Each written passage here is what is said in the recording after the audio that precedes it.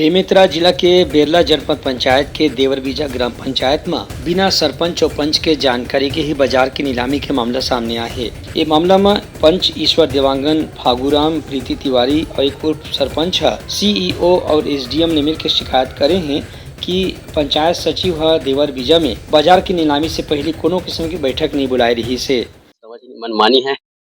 इसके लिए जांच होना चाहिए और दो तीन चीज और है, जैसे कि अन्य जानकारी पंच में द्वारा लिया जाता है, उसको भी नहीं बताया जाता।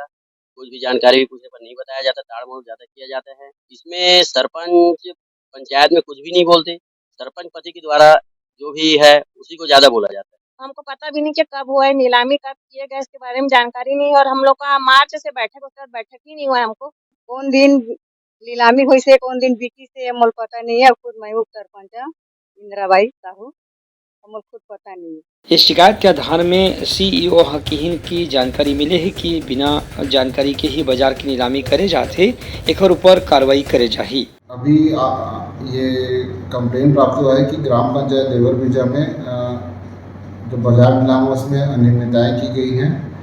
चूँकि बाजार नीलामी का अधिकार ग्राम पंचायत को है, जनपद पंचायत उसमें यूजुअली इंटरफेयर नहीं करते हैं, परंतु उन्हें नीलामी करते समय बाजार नीलामी नियमों को पालन करना होता है। अगर किसी प्रकार की नियमों का उल्लंघन किया गया है या फिर आर्थिक अनियमितताएं बरती गई है तो नियम दर्ज उस पर कार्रवाई की जाएगी एवं जांच दल गठित किया जाएगा।